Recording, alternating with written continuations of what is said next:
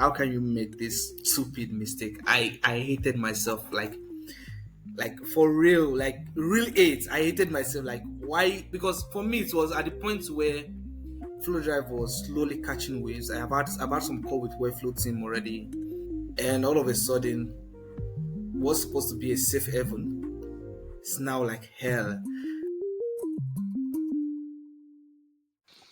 Hello and welcome to the Webflow podcast. This is episode 104 of Webflow. I'm your host, Jack, your failure connoisseur, and today my guest is Manuel Ogomigo. Yes, nailed that. He's an impressive dude. 5 months ago, he quit his stable UX job to dive into the wild world of freelancing and building products in public. So he was a UX designer for 4 years and then he quit. And he launched Flow Drive. In his own words, it was crickets initially, but now things are moving and he's building momentum with more paying users. But did you know that he has built 8 other products before this? He's a Webflow and MemberStack expert, and he's got a smile as big as the Niger Delta. But has it always been easy for Manuel? Or has it been a real struggle with some massive failures along the way? You be the judge. The failures that we'll discuss are, while working in design, not doing enough research, which resulted in failed products and layoff, not doing enough marketing, and almost destroying Flow Drive by clearing all assets with a silly mistake. Manuel, welcome to the Webflow podcast. Yeah, Jack, it's really an honor to be here. It's really an honor, yeah. It is an honor to have you on. I mean, I keep seeing your face on Twitter, and obviously Flow Drive is a big focus of you right now. Before we talk about that stuff, though, I want to ask you, what is your relationship with failure? Yeah, for me personally, I see failure as more or less like another ways to improve. Like I'm more of a practical guy. So I approach failure that way. So what I mean by practical guy is if I'm trying something and something doesn't work, I try to find out why, then try to improve why it doesn't work, right? Rather than just taking everything just as it is, like, oh, it doesn't work, then it is my problem. Right. I try as much as possible to like, oh, it doesn't work. Or why? Why doesn't it work? How can I improve this? And oh, this is working. Why is it working? How can I improve this? So that's pretty much the way I approach or the way I see failure. I don't see it more, I don't see it as giving up, right? As long as I still breathe. What I don't see love it as about giving you, up though, at all, yeah. you just like, if you've got a problem, you will Yeah. just try and solve it yourself. Like, if you're like, hey, this is a problem, I'm going to just Yeah. try and sort this out. And that's literally how you've built all these different products Yeah. over your time, hasn't it? Yeah. I'll be honest, right? Even though I have years of experience as a researcher, most of the products I built were my problems. It were like for example, right? I was Flow Drive basically came, or even Flow Scripts came as a bin of FinSuite. There's FinSuite, right? But FinSuite is limited to some kind of features, mainly CMS and other stuff. And I'm trying to add some functionality. I realized that I need to write code. And after writing code over and over again, one thing I've noticed is these codes are reusable on multiple projects. So that was like the whole idea behind me building Flow scripts. Then Flow Drive, it's basically I'm just trying to build a simple platform where people can upload file. And I'm like, why must I be on e-commerce or enterprise plan to do this stuff? Why Flow? So I had to like do some research and pretty much build that in like 2 weeks. Okay, backtrack. Why do you have to, pay enterprise plan to actually like be able to do that? Like, do you know the reason why that isn't allowed with Webflow? Yeah, for me personally, I think the reason why Webflow do that is probably storage use, right? Like for example, if you are using file upload in Webflow, there are limits. Like you can only upload up to 30 MB, right? You can only upload up to 30 MB, and there are some type of file types that you can use. Like you can upload some videos, you can upload some asset. Like something I've noticed for FlowDrive is some people are uploading like Illustrator assets like to share, right? You can do all of that in Webflow upload. So I think it's Webflow business and still also I think storage, which is the introduction of bandwidth, right? Yeah, I think Yeah. we could talk all day on this, but Yeah. I mean, I'm just interested, like, if you knew anything about that background, because I've seen a few people say like it's ridiculous that there's a 10 megabyte, file upload yeah, max, and then you've built this, and if you built it in 2 weeks, I can imagine that Webflow with all their capacity might be able to build something, you know, like as well. But definitely.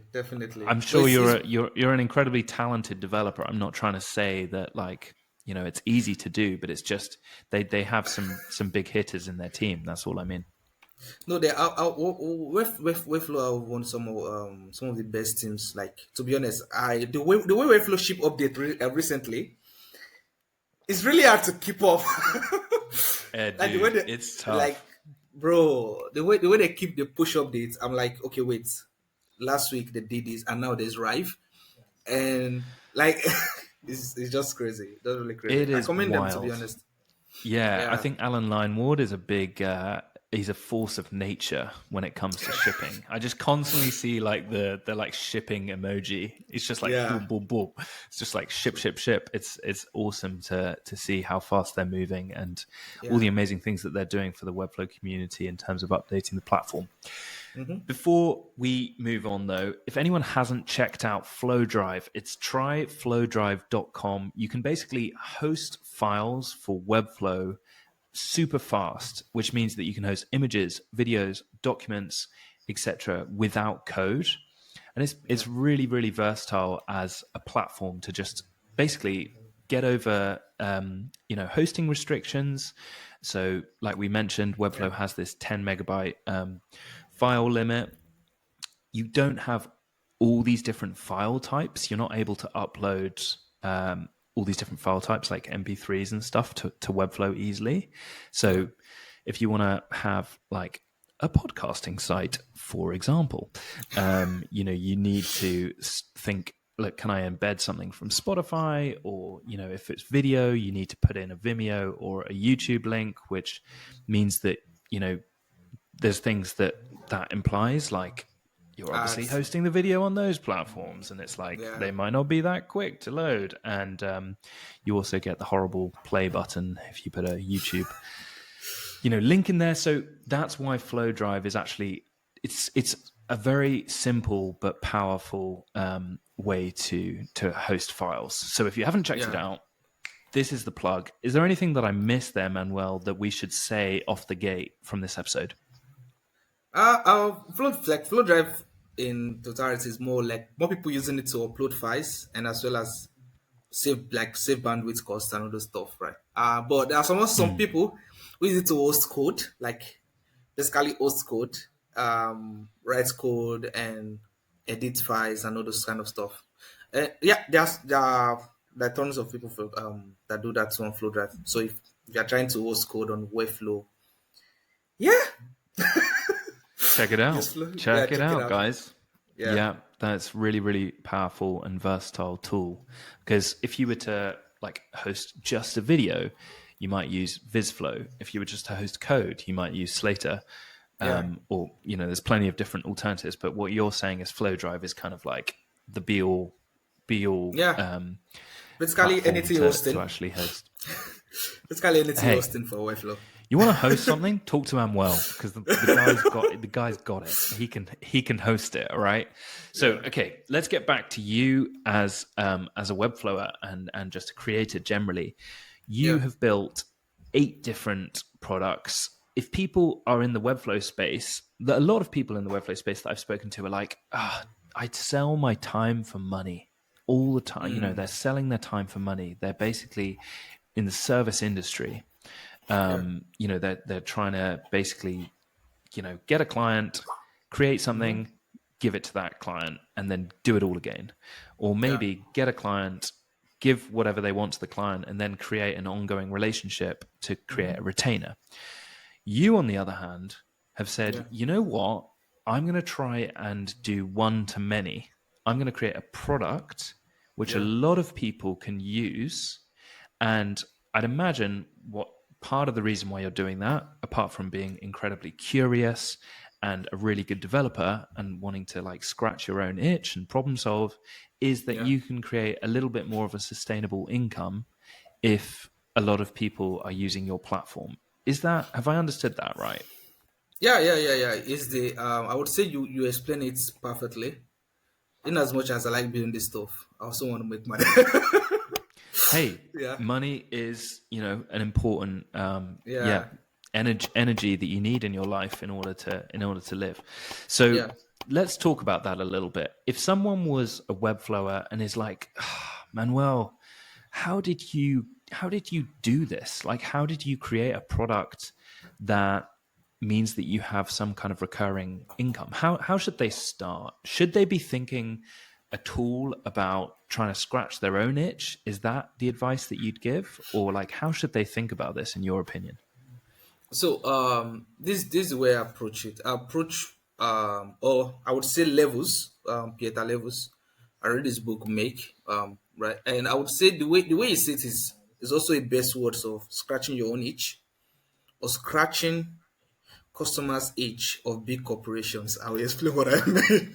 So scratching your own itch could be, oh, I'm trying to do this stuff in Webflow, right, and I can't do this. It's really hard. Then you fix it. Then you realize, then you share it online. They realize that many people have that same problem.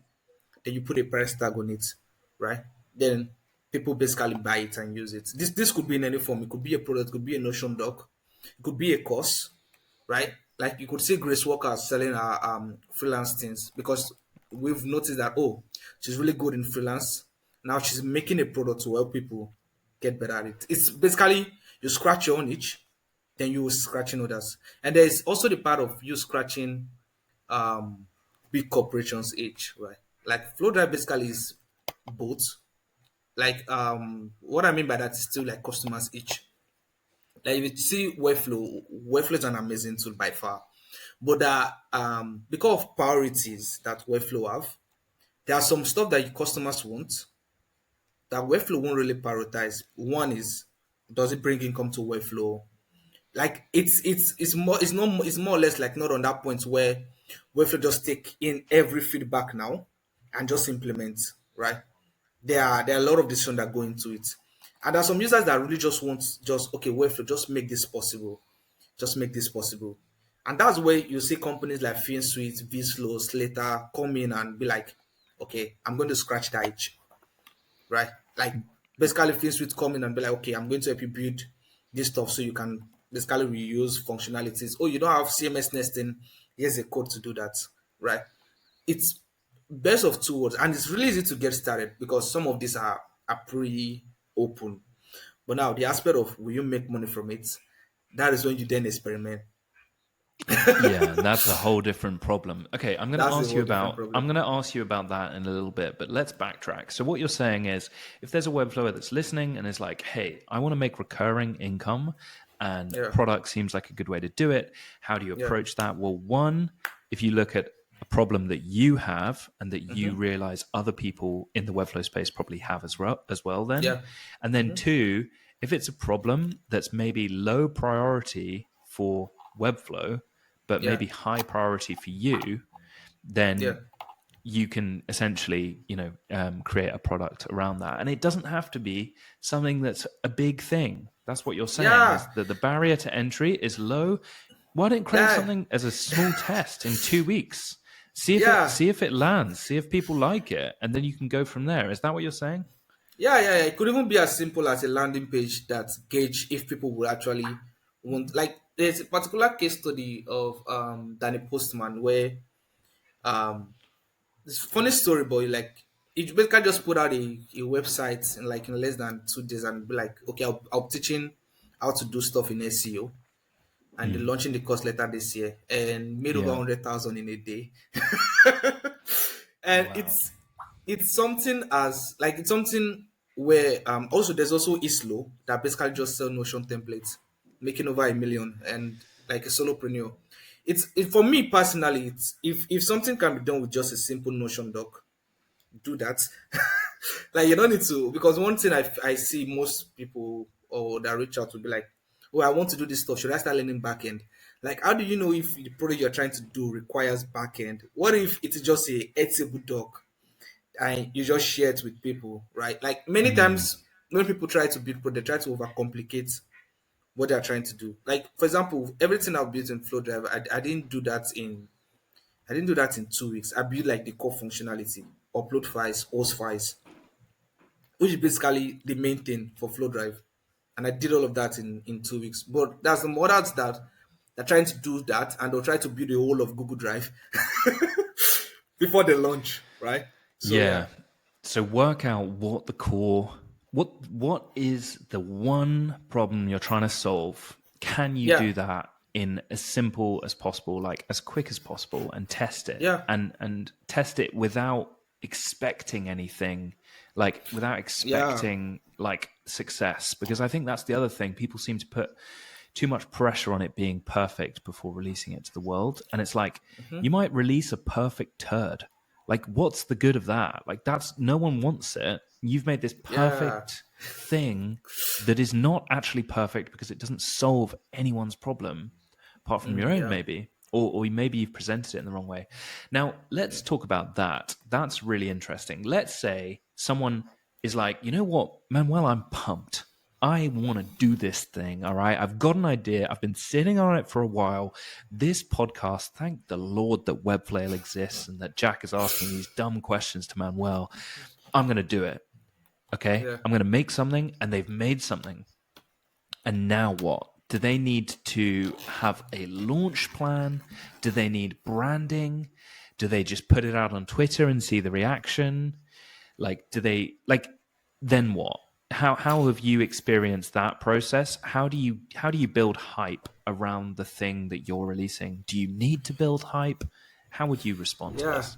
I would say you need to market the hell out of that thing. Oh yeah, okay, good. You need to like because one thing I'm realizing now is distribution is king. At first I was like, oh, because I came from background of design, so I'm like, oh, we need to design this properly, we need to do research.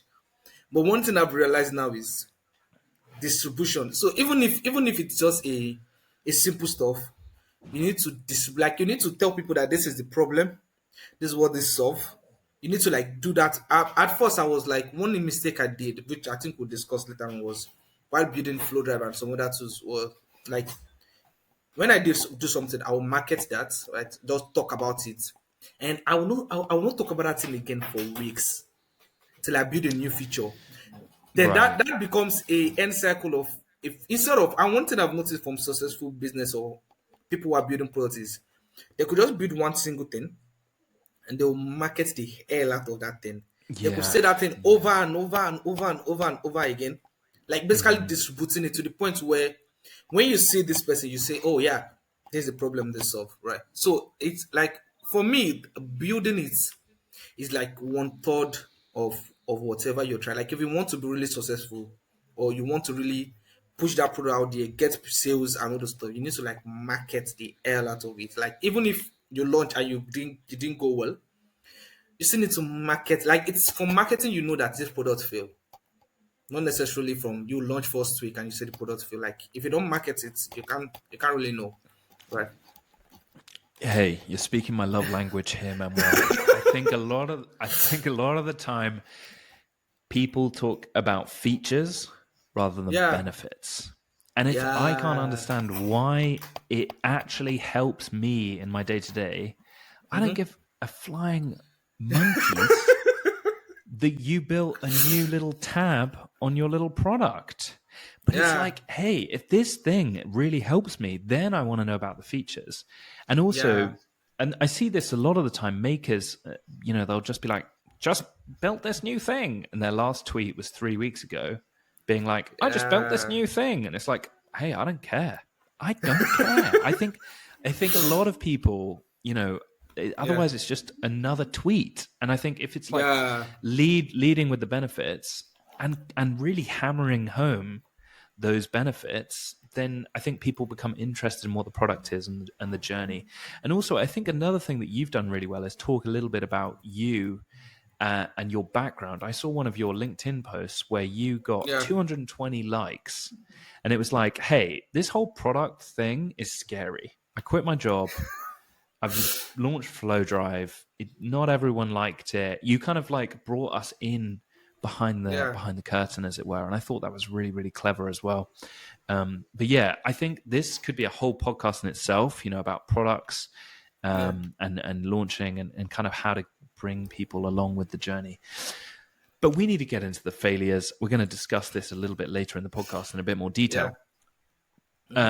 Before I ask you about failures, I'm just going to quickly recap.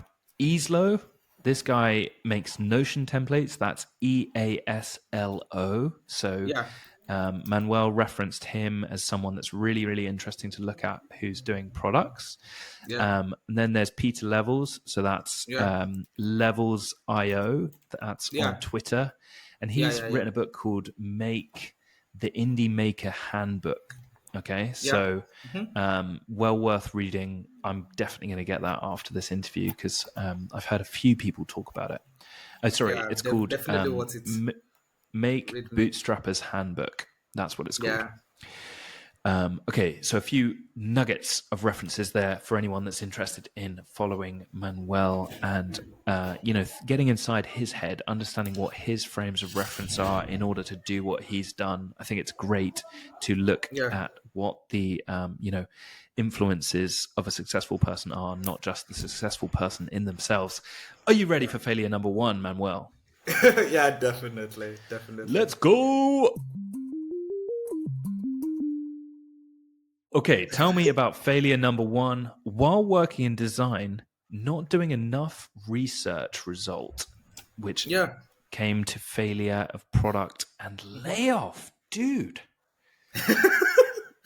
So it's very funny. But like while early in my design phase, I was basically thought design is all UI. Like before I got deep into research, I thought design is all UI. So I basically I got hired alongside some other Nigerian devs. Like I was designer and I was the only designer there. And we're building this product, this community product, right?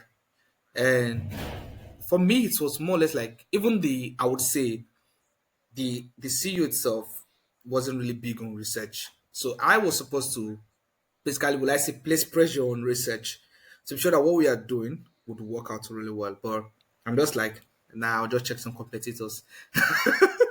So I checked some competitors, did the whole product, we did some testing. Oh, there's this will I say when there's not enough research, most times if you don't do enough research, you don't know who your users are. And when you are testing, you are basically answering leading questions. Leading questions like, oh, will you use this product? What is this product good? And 9 times out of 10, for people being kind, they will say yes, even if they don't really have that problem, right? So that was the mistake what I did. Hey guys, just jumping in here to say that there is something very, very exciting coming from 473 Agency. Now, if you don't know 473 Agency, the agency is run by a couple called Juan and Martina. They are just the most incredible brand identity designers, and they've collaborated with the likes of Edgar Allan and loads of different agencies. But what they noticed is that a lot of the time, people didn't actually do brand identity packages very well. They didn't actually have a really clear brand book that people could use in Webflow. So what they did is they came up with their own clonable, which is called the brand book. And basically the little blurb in it says the document serves as a comprehensive guide to understanding and applying your brand identity. Is designed to ensure that your brand is presented consistently and coherently across all platforms, channels, and touch points. So what you can do, for example, is put all the different assets in there for your client or maybe someone that you're collaborating on the project with, like logos, um, so in SVG format, in all the different colors, all the different type systems, collaterals. And this is slightly different to a style guide because it's basically like, you know, that Google Drive that you have with like all the different assets? It's basically that. So what you can do is clone it and it will have everything in there ready to go. So if you combine this with your style guide, you'll have a doc that's really comprehensive and means that you can actually build way faster or can hand this off to a client with all the branding together in your style guide and then your brand book, so that they don't have to be like, oh, I think that's in Figma, that SVG, or oh, there's a Google Drive, or there's a Notion that might have some of the assets, and then some of the assets are over here, etc. It's all going to be in your one website. So the link is in the description. Go check it out. It's for free, people. It's for free. It's a clonable for free. Why is it for free? I actually don't know. I should have asked them. This is way too valuable to go for free. But anyway, go check it out. It's The Brand Book by Juana Martina 473. They are so good. Oh, love those two. Okay, back to the episode. We launched the product, didn't get any leads, launched it on App Store and all of those stuff. No users were using the product. We're still using the product for like a while before, well, I say funds run out. And even though it didn't come up as layoff, I know it was layoff because it was more or less like we are currently experiencing financial difficulties at this moment. You can go and then we'll call you back, and there's been more than 4 years. We'll call you back. So I definitely know that this is a layoff. This is not a go, we'll call you back. But like for me, so that basically led me into this one more of doing a lot of research. Like while working for companies, like as a UX designer. After that, to the mistake that I don't want to make, like if a product would fail, I don't want it to be it's because of my problem. Like you hire me to design products, you hire me to ensure that I'm solving users' problem, right? If a product will fail, I would rather want it to be a marketing front where the product is all good, but they didn't market it enough. That's what. That's what, because if it's more like, for me, I see it as a failure. If I know like product failures happens in different standpoints. It could be you design something that nobody wants, which also could stem from not you researching enough to know if people really want this stuff, right? Or you could design something that's really good and not market it enough to the point where people really need this stuff and not saying it, right? But for me personally, from that mistake, I learned like I need to research. So if I'm work like for the next job I was getting into, I explained it clearly because the CEO too wasn't really big on research. I explained it clearly, like okay, this was the failure I had on my former job. This is why this happened, and this is what I want you to do now. So from that point, I got research budget. Okay, let's do some research, and I would say it's really helped because the product is still alive to this day, and I have tons of customers, and also integrated with several big companies. So I would say that was a lesson that I learned from like researching. So now even if I'm building new products, even if I'm building a product for myself, I don't need to do a research because I know I'm building it for myself. But if I'm building something where it will go out, like people would see this and use it, I mostly do a research. Like talk to some people, see if there is really a problem, right? Because I try as much as possible not to waste resources. In as much as I want to build, I want to build fast, I want to ship fast. Now I would say I'm wiser to the point where I basically, I still ship fast, but what's the word? But like now I put this in an intent of research first. So I could be something really fast, but I make it be on the basis of okay, research. Do people need this stuff? If I'm the only user of it, then I don't really care, right? I don't really care. But if I'm building something for workflow, like for example, one thing I was trying to do was, Wiz, right? Wiz have actions which are monetizable, so like they make money from actions, but they also have a doc that if you don't want to use actions, you could use that JavaScript functionality.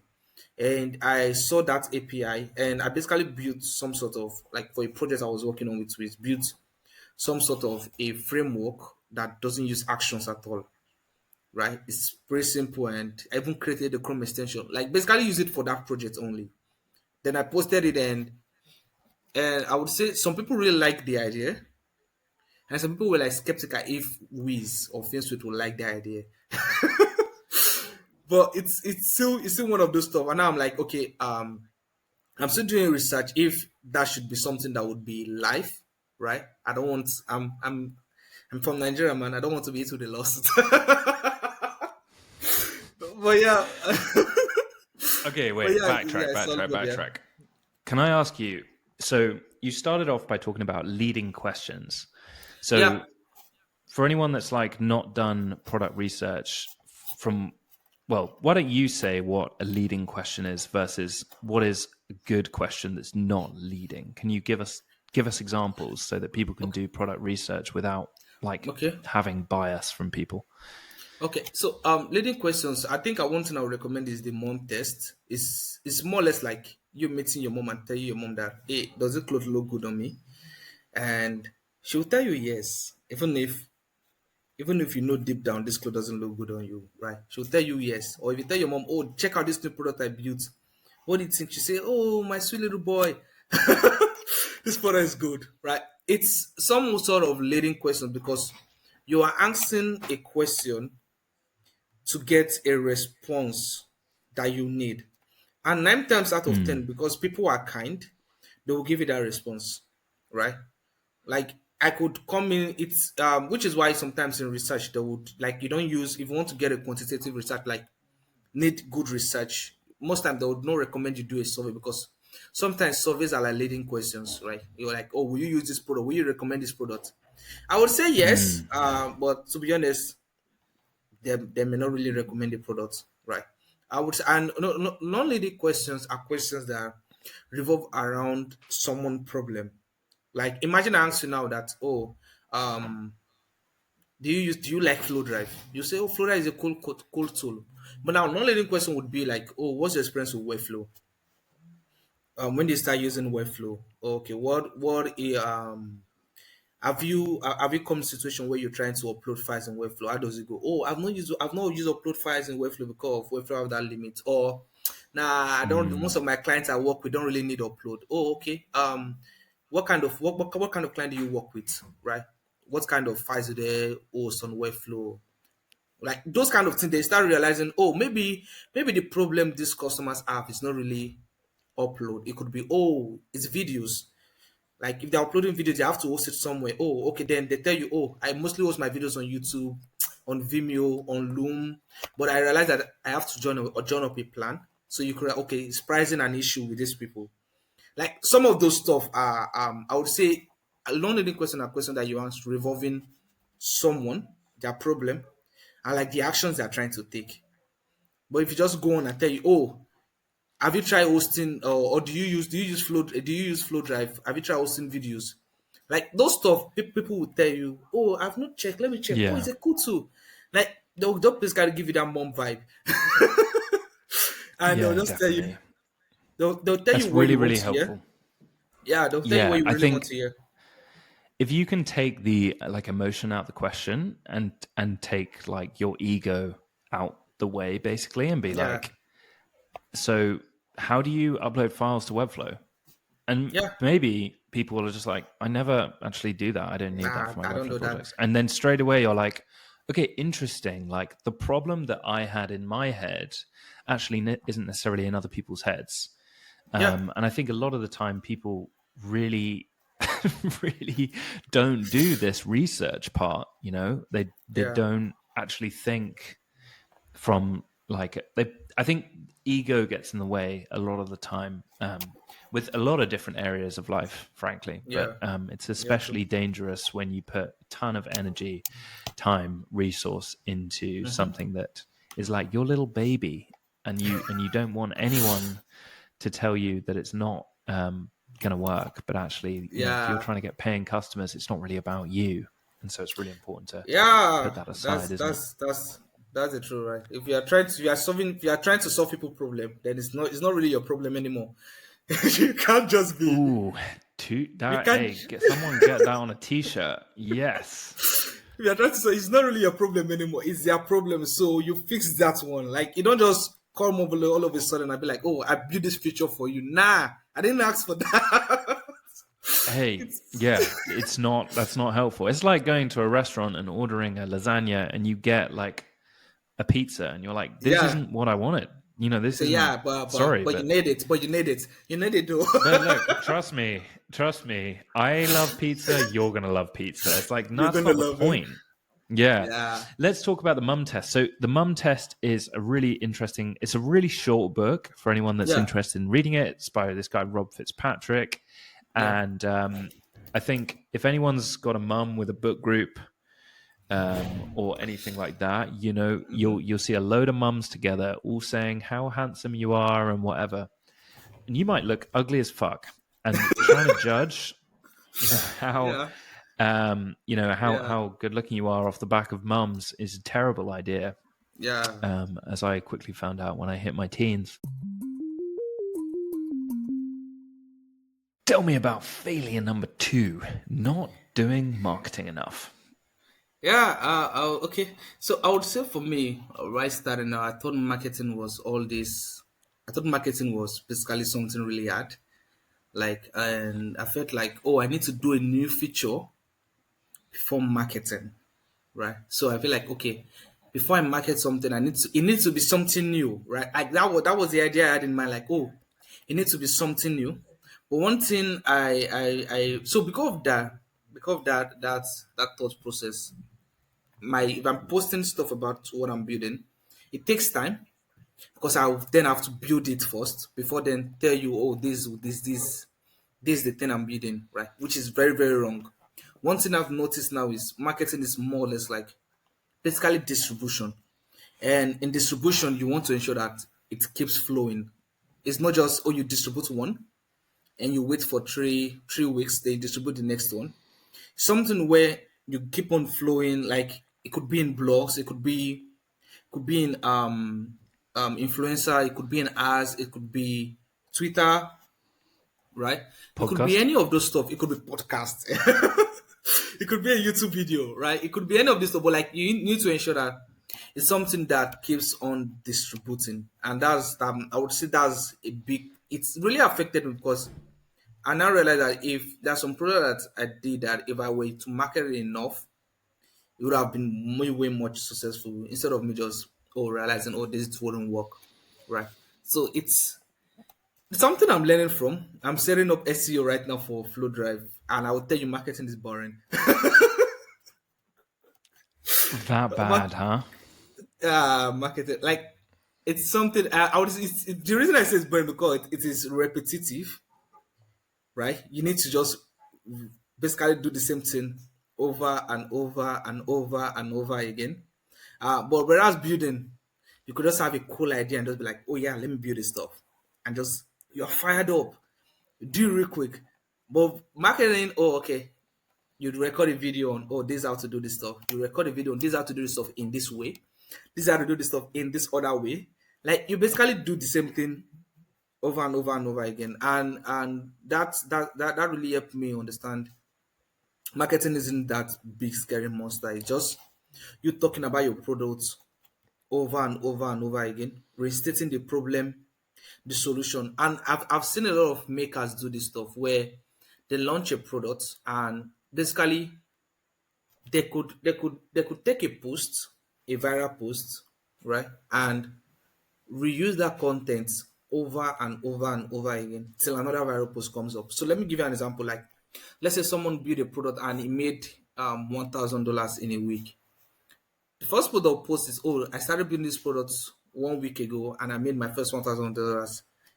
People were happy for them. Then how I made this amount in a week, like all of those stuff are basically giving marketing front because people are now like, oh wait, how does this guy make this stuff? Let me check out this product.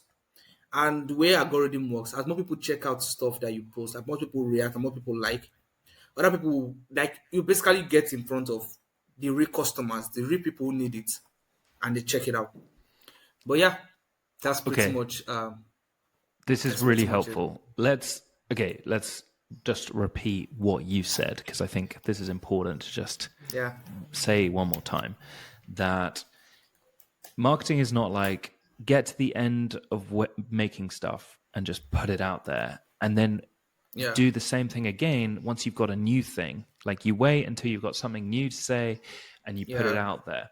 And it's not like, oh, a new feature equals one Twitter post. It's you are Yeah. constantly being present in front of the customers that you want to be present in front of. So Yeah. it's not like one feature equals one post. It's there's a problem. Exactly. There's a problem. There's a problem. Here's the solution. There's a problem. Here's the solution. Yeah. And it's like constant. And it might be someone using your product that you retweet. It might be Yeah. someone Exactly. that's got a problem that you jump into Twitter and solve them, and then you can retweet that. Or like you're Yeah. constantly kind of using the groundswell of content, this like Yeah. turbulent, everyone's posting, everyone's sharing. You can actually basically use that for your own content. And I think it's really important to say that it's like Yeah.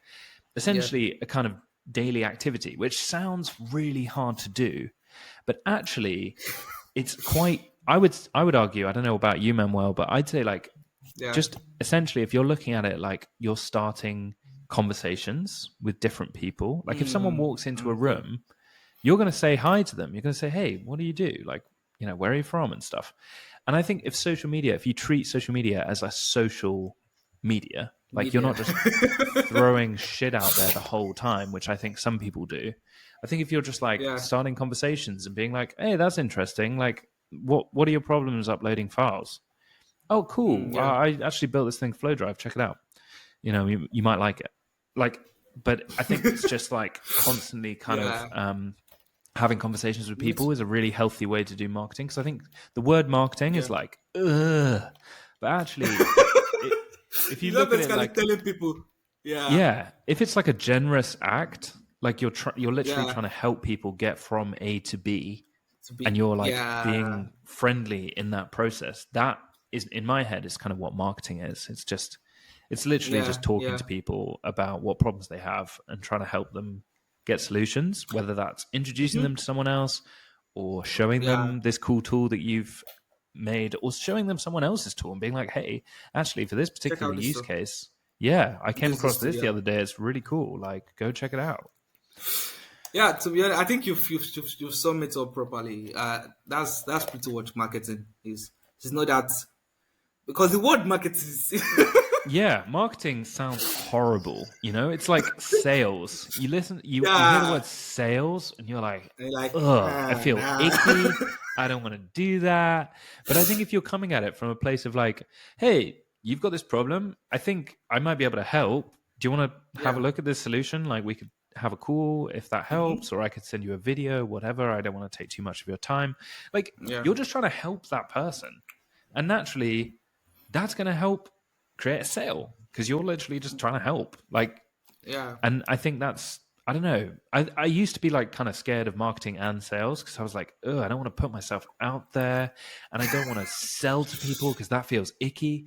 It's like, no, you're just trying to help people get from A to B. And if you do Trying to solve genuinely problem. want to help them and you can They'll help you genuinely too. help solve them, then they're Yeah. going to pay you to solve it because that's just a value exchange that happens naturally when you help people. Yeah. I kind of think, I don't know, maybe that's too simplistic, but that's how I look at it. Yeah. Yeah. That's pretty awesome. Hey, it's not a monster scary thing, as Manuel says. It's just a daily, little practice. You brush your teeth every day. You might post a tweet every day. You might post a LinkedIn post every day. It's a little thing that's not scary. And this whole idea of putting yourself out there, I think is really interesting. It's actually, you're just trying to help people do, what they need to do in order to get from A to B. Yeah, it's not putting yourself out there. It's not you getting up on a soapbox and saying how amazing you are, which, does feel icky. And when I see people do that, I am a bit like, ugh. But if you're like, hey, made this thing, hope you like it, or made this, product. Maybe this would help. Or, hey, I saw this problem that you had. Maybe this would help. Actually, marketing's kind of fun, in my opinion. But anyway, Yeah, it could be. could be. Probably Okay, it maybe. could be. Yeah, yeah. I I think think this it's. is a I mindset think. shift, you know? I don't know. Yeah, What yeah, do you yeah, think? yeah, yeah, Sorry. yeah. Yeah, I think it's fun as you just like if you're getting started building products, like especially in SaaS and other stuff. It's really stressful, but you get to the point where everything just it's just fun. Just I think it's the same thing. I'm currently going through that phase where I'm trying to do some stuff in marketing, like, and as you say now, like I said like the problem, one of the failures I had earlier was trying to approach marketing as a feature based kind of stuff. So Mm. because it's feature based, I'm literally trying to sell Selling is instead not of fun. It feels icky, right? exact, Yeah. exactly. You're like, I want to punch myself in the face for posting that thing where I'm trying to sell. Yeah, yeah, Whereas when you're trying to help someone, like if you're trying to help an old woman cross the road, and you go and help her to like, carry her bags and like help her across the yeah. road, Help across the road. no Yeah, one's going to be like, ugh, you dickhead. yeah, Like people are going to be like, great, that's like yeah, that yeah. person's That's helping also that. And vice versa on social media. If you say, hey, I saw that you had this problem, I have this thing that might help you. yeah, Like, let's have a call about it, or go check it out. Like, that's not icky, in my opinion. That's like yeah, you're trying to help them. yeah. So Just trying to help. Yeah. I don't know. That's my 2 cents on the matter. Tell me about failure number 3. Almost destroying Flow Drive, clearing all assets with a silly mistake. Ooh, Ah, mama. This is man. quite recent, right?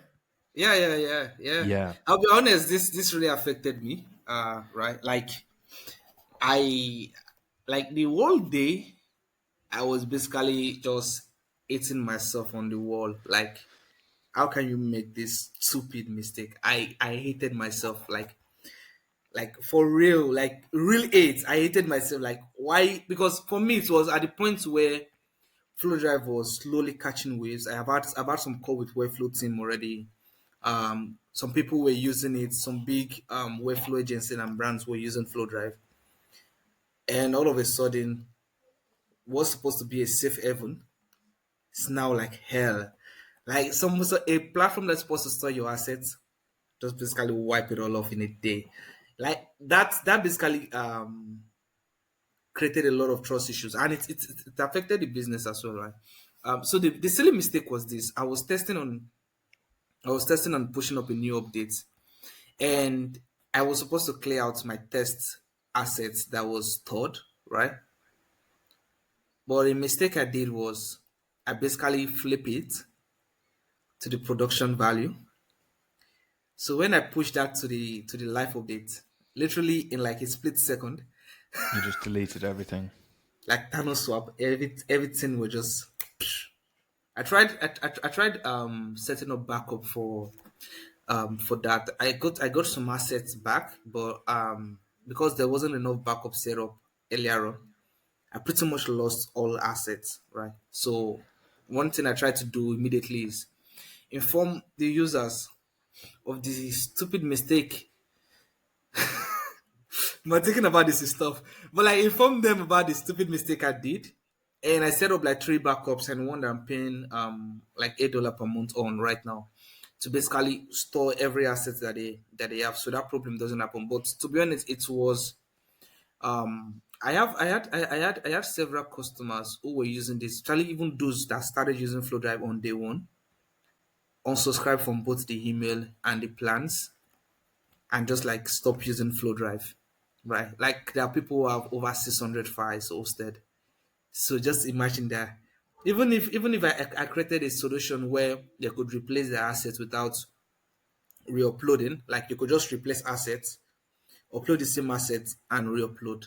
It doesn't really apply to many, like this only works for businesses that have like maybe 10, 15 videos, or people that Mm. have 200 files, right? Like 600.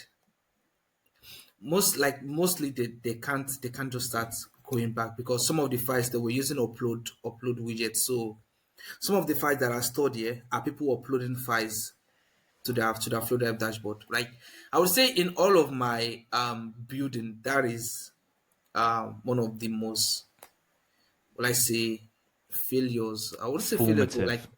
Yeah. yeah, like it's really affected me. Even now, I'm trying.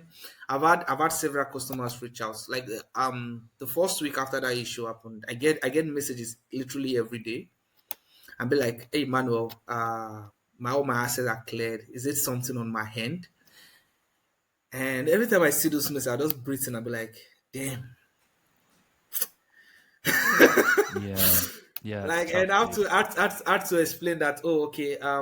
It's not really your problem, but rather mine. It's not even Flow Drive problem. But all of your assets are securely stored in Flow Drive. It is my problem because I mistakenly cleared literally all assets. But yeah, it's a mistake, and in as much as I beat myself down to it, like to the point where like I'm like, okay, wait, so like if I send a new email, like how would that feel? Because to me personally, it pretty much affects all of Flow Drive integrity, and even now I'm trying to build it all back up and trying to like make sure like those issues doesn't happen again. Some customers who still use it, bless them, thank you so much. But like some of the customers that face those issues and still use it, one of the stuff they ask me like, wait, will this happen again? And I'm happy to tell you it will never happen again. I have like 3 backups set up now. And but yeah, I would say one of my biggest failures. Not even product I've built or any of those stuff. Yeah. So, what is your biggest lesson from this failure? Yeah, I would say my biggest lesson is not not cross checking a lot or just being an ace, because one of the issue I had there then, like one of the issue was for that because I was in an ace to push that update, and again remember feature marketing, Hmm. which was still the problem. Like I was in ace to push that update real quick and do a post on like, oh, this stuff is live, right? Feature based marketing and all those kind of stuff. And I was just trying to, okay, just do this stuff real quick, try to craft out the email real quick, and did that and saw the. But I was the first to notice it at first. Like I tried accessing my file, and I'm like, wait, this is not working. It's not accessible. Then I check my storage, and everything just blank. But yeah, I would say the lessons I learned from this is so now I have a separate test environment. I have like 3 backup sets, and not just for the story, but also for all of the database. And so even if you delete your files, there's a backup that's set like for like 7 days before your files will be deleted completely to avoid that same issue happening again and Yeah. again. So, firstly, thank you for talking about this on the podcast, because there'll be a lot of people, in the Webflow community that are listening to this and being like, hey, I had my files on Flow Drive. Like, is Manuel going to talk about this on the podcast? And it's really, really cool that you have, and Yeah, good that you've like talked about this publicly, because I think it's really important to like own your mistakes. yeah, And it's great to hear that you now have serious heavy duty backups. So you got 3 different backups. If you yeah, delete files from Flow Drive, if the user deletes deletes files from Flow Drive, then there's 7 days before those are fully wiped. So you can yeah, recuperate them if you want as a user. And now Manuel's a staging environment to actually test everything he does before pushing things to production. So if you are like, ooh, this whole Flow Drive thing, I kind of lost a bit of confidence when some files of mine were deleted, just to let you yeah, know that that will never happen again. And Manuel has sorted the problem. And yeah, obviously mistakes happen. I'm sure you will yeah, rebuild, confidence in your customers the more you talk about this publicly, like you have today. So well done to you. yeah. It was. I would say it was a tough one. It is a Now tough one, but I'm laughing about this now, right? But like, I'll be honest, that day it was nah, that was a dark day, because huh? like really dark. I'm like, I was eating myself like, bro, you literally build a product that got workflow attention.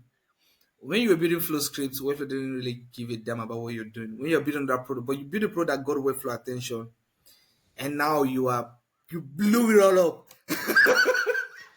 Hey, I think That that's was unfair, dude. I mean, you just when you're moving fast, building stuff, you are yeah, going to make a lot of quick decisions. And yeah, admittedly, maybe this decision was made too quickly. You clicked a button yeah, and you were like, "Fuck." But yeah, plenty of Webflowers have come on the podcast, and in fact, this reminds me of Keegan O'Leary, otherwise known as WebBay. He yeah. came on and talked about changing a load of IDs which were linked to, I think, Airtable or Xano or Oh, something. nice. And basically, his client had like all of these different things linked up to a database, which was suddenly fucked on the front end. And No. yeah, he also, his client lost confidence in him, and it was really awkward. But he owned the mistake, and he Yeah. said, "Look, this is what I've done. This is what the consequence is, Mm-hmm. and I'm prepared to." I completely respect the fact that if you want to move on from me, that's fine. He owned the mistake, but he Yeah. said, but he learned from it, and he's never done it again. And vice versa with you. These mistakes happen, but you will rebuild confidence, and every time you build a product now, you've got that scar Yeah. tissue, that scar tissue. You've Yeah. learned Yeah. from that True. mistake, Yeah. and it's True. never going to happen Yeah. True. again. Tell me about what you're excited about building next. You seem to be a prolific builder. You've already built 8 different products. FlowDrive seems to be the Yeah. first one that's really kind of got traction. Is Yeah. there anything else that you're thinking about building, or are you putting all your effort into FlowDrive? What are you excited about? Where are you at? So one thing I'm thinking of doing next, or I'll say I've started, but I'm still a bit still researching. Right? It's well, aside from the actions for which like building a library and where people could basically plug it in, render elements in Wiz without using actions. Like it's all in their API, but I'm making it like pretty simple. I would say the big one on my list right now is server side rendering for Webflow, right? So what I mean by server side rendering is you basically design your templates on Webflow, then use server side rendering, and that would just work without so this could be useful for web apps, it could be useful for integrating Airtable and still making them SEO proof. So because if you notice, if you are rendering elements directly from front end, you can't it doesn't really work for it with SEO, right? The reason for that is that's why like if you are rendering a page with front end scripts, like you're sending requests to a back end, then reading the data, you can't really make that to rank in SEO, right? But like if it's server side rendering, just like our Webflow of CMS is like CMS, then it's pretty much possible. So like that's what I've done this for project, but it's still pretty much codey. Like it's still pretty much a lot of code. So I'm trying to like minimize everything, make it really simple in such a way where it's possible to basically take in any response from a server and render it in a page, and that would just work well with SEO. Okay, awesome. So, because I don't know nearly enough about what you're talking about in order to talk about it with you, I've just looked this Yeah, up. And SSR, server-side rendering, optimizes pages for search engines and social media sharing by making indexing easier. It also offers benefits when used with modern JavaScript frameworks like Vue.js, enabling servers to render components into HTML strings that are sent directly to the browser. yeah, So, really interesting stuff. So you're trying to do that. So you're going to build. So you build a website in Webflow, and then instead of rendering it through the Webflow platform, you can essentially export that using your solution, which means but that. I wouldn't say export. Like all of your design will still be in Webflow, more or less like a proxy, right? So all of the designs will still be in Webflow. The reason all of the designs should stay in Webflow, because I'll be honest, Webflow is still far the best tool to edit front end. right? There's no lies about that, right? Even though right now I pretty much know how to write some, like, design a dashboard with HTML, CSS, and all of those code. I see over time prefer Webflow, right? So the idea is like um the whole UI will remain in Webflow, right? But the pages will be rendering as though it is Webflow server. So when you're using Webflow CMS and all of those stuff, right? To be Hmm. rendering as though it is from the server. I can. So yeah. Sorry, you cut out for a second then, but that Oh, okay. is great explanation. Thank you for creating, explaining that for an idiot like me who is definitely Nah. not. No, no, no. It's really important. It's there's different kinds of webflowers. There's webflowers like you who are seriously knowledgeable about code and can do some pretty heavy duty stuff. And then there's people like me that are more like Figma webflowers. So the funny part is I basically don't have any background as a developer. I basically have a background as a UX. Like, Webflow taught me code.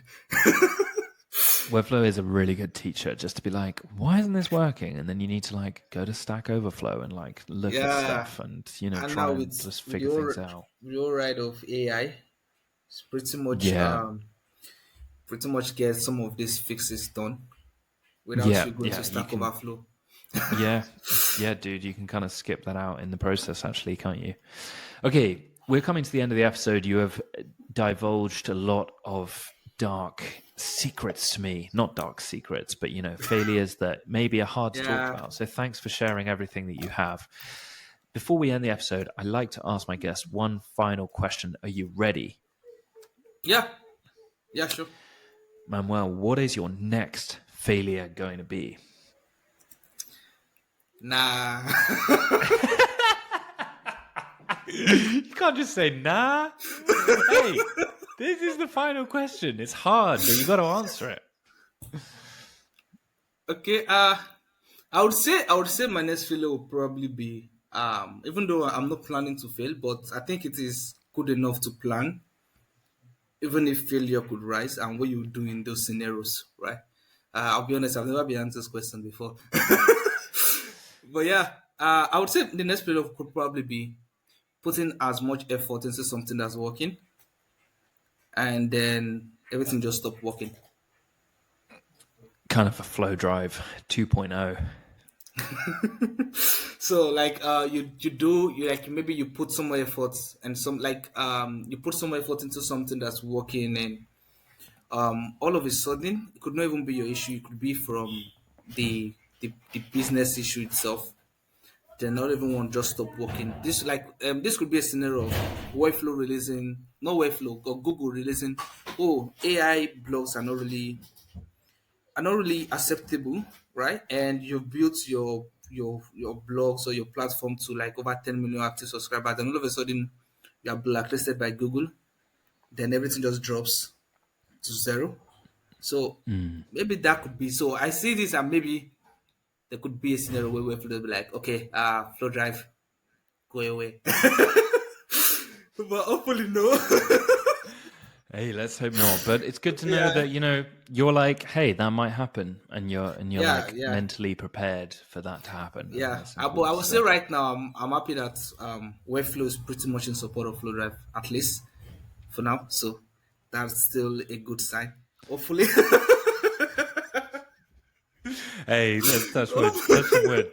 Touch some wood. I'm sure that yeah, Webflow love what you're doing. You're supporting the platform. You're being honest and open with them. I know that not everyone is. So one second. So yeah, makes total sense that they're going to support it. I've got to wrap the episode because I've rented Yeah, this sure. room and I need to get out. But you have been Oh, an well. incredible guest, Manuel. I Yeah. appreciate you for coming in Yeah, here, thank you, talking to Jack. me about your biggest failures and just being a general legend. Check out FlowDrive, try flowdrive.com, go check it out. It's worked, it's got backups, and now you are going to be able Yeah. to store your files there safely Well, yeah. forevermore. Okay? We are back stronger. Yeah, thank you, We are Jack. back stronger, baby. Okay, Manuel, Yeah. ciao. Keep on Yeah, bye. flailing, everybody. And Yeah. thanks so much for coming on the podcast. Boom. What an episode. Thanks so much to Manuel for coming on the podcast, and thanks so much to you lot for listening. Now, what I think is really interesting about Manuel is he is a hyper lancer, right? He's gone from a freelancer selling his services to someone that is actually selling products, and as a result, he can sell subscriptions to those products and have recurring income, which I think a lot of us can resonate with and, want for ourselves. That's great. But one of the things that I think was really prominent that he said is that a lot of the time, makers do making really well. They make stuff. They find problems, they find solutions to those problems, and they think, hey, maybe this isn't just a problem for me. Maybe this is actually something that other people would resonate with. But they don't do enough marketing. Now, I think this is really interesting. People think, hey, I'm just going to put this out there and it's going to work. And what Manuel has learned is that you need to keep talking about the same things, like the same problems that people facing, keep talking about them online and how your thing, your product or service, or I don't know, maybe it's a physical product even, can actually help solve that problem. And it's not just like, oh, I released a new feature on my app or Webflow app or whatever, I'm going to start tweeting about it now. It's actually a constant thing. It's like this river, as Manuel talks about, that people need to keep seeing it, stay top of mind, and understand exactly clearly what you are solving for them. Not just the features, but the benefits that your thing is going to bring them, whether that's a course, an asset pack, whether that's a physical product, whatever it is, just to make sure that that is top of mind. Because otherwise, you're not necessarily going to be able to, start something which gets any traction. I mean, Manuel has only just learned this, and this has taken him 8 products to get to, this level of knowledge and wisdom. So I just think that's important to say because, of course, products and courses and whatever might fail for any reason, but something that is quite an obvious point of failure that we talked about today was just not doing marketing enough, not clearly talking about the benefits rather than just the features enough, and making sure that it's consistent on different platforms, different channels, wherever your potential customer might be. I hope that helps, guys. Next week, we have the almighty Luke Netty. He is a freelancer based in the States. He's got a lot of really calm and consolidated advice for you. So that'll be episode 105 with Luke Netty. Until then, keep on flailing, web flailers.